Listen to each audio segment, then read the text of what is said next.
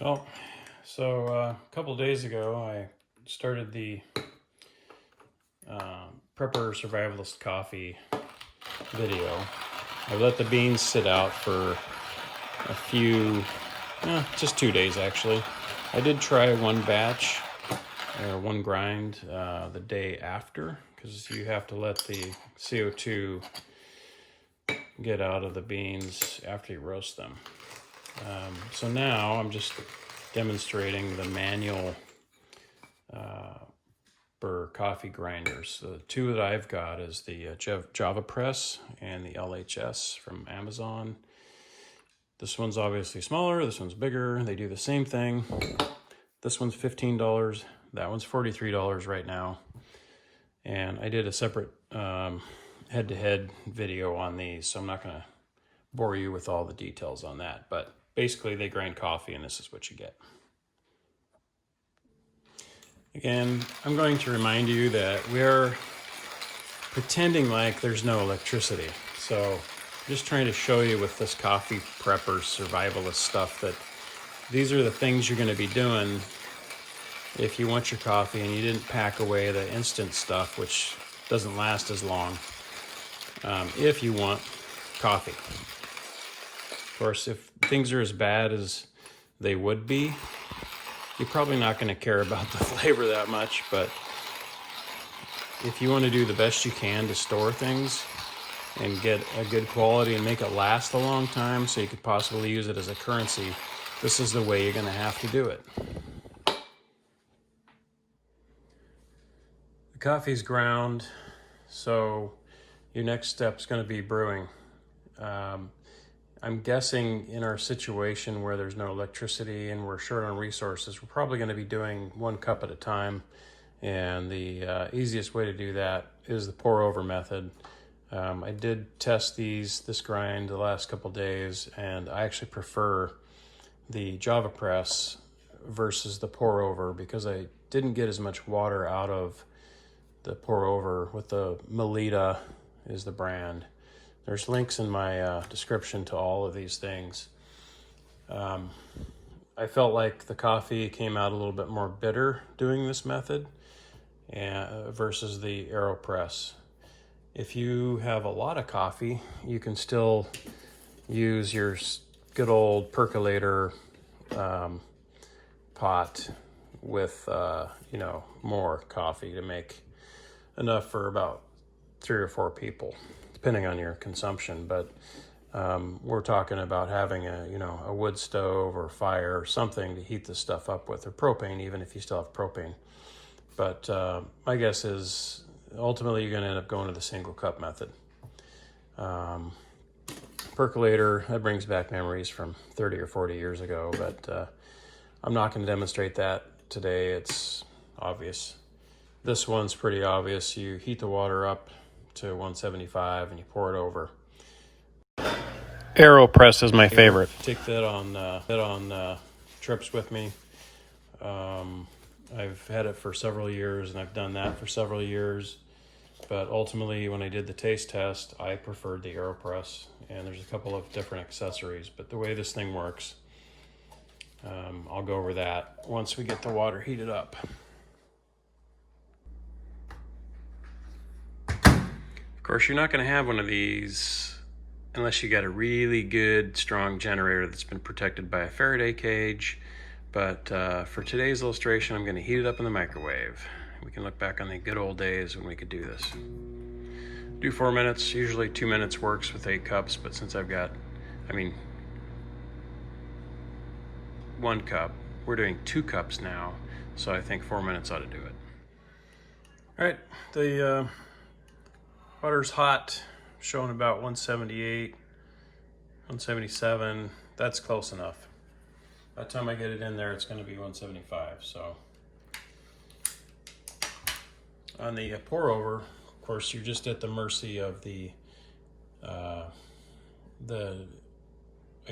fineness of the grain is going to pour a little slower. The coarser grain will pour faster, but it'll be stronger if it's fine grain or ground, of course. But we just pour it in there just like that, and it's pretty basic. I'll have links to the pour over. I think they're about $10 or $12. It's kind of like watching paint dry. The AeroPress recommends using 20 to 40 seconds of pressing to get it through. This thing's probably a little bit longer than that.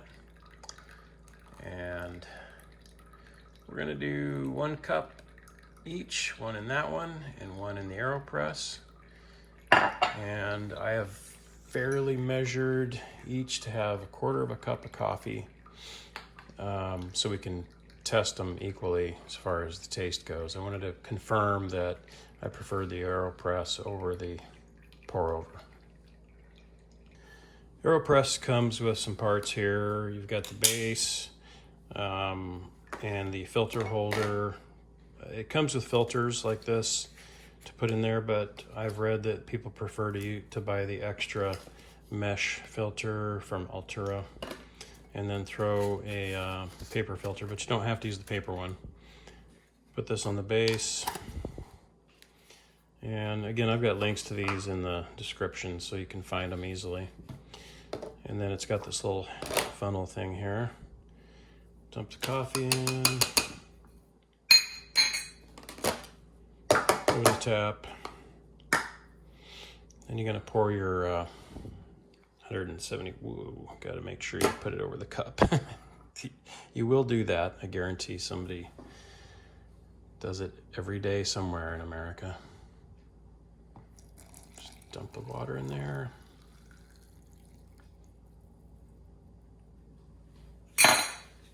May say to give it a little stir.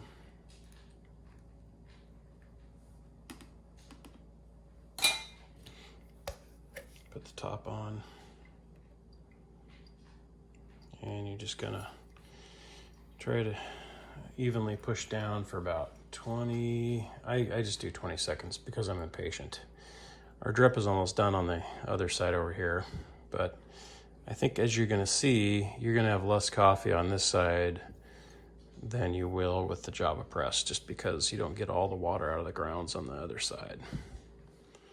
And it is only 8 ounces, so.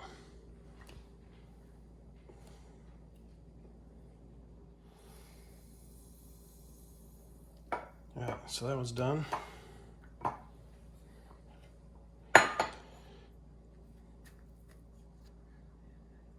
Take the bottom off this.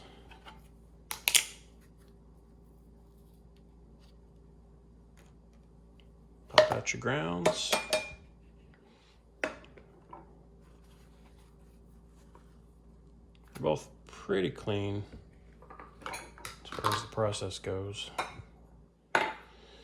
All right, so there you go. That one's a little bit less. I don't know if you can really tell, but you've got more on this side than that. So AeroPress, Melita, pour over, and I'm just gonna do a little taste test. AeroPress first.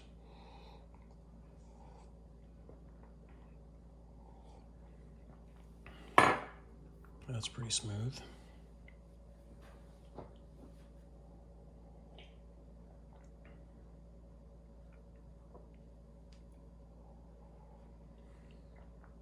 I'm still going to go with the AeroPress, and again, I don't have any affiliation with either one of these companies, but I got to say that's definitely leaves a less bitter aftertaste than the pour over for whatever reason. I don't know why.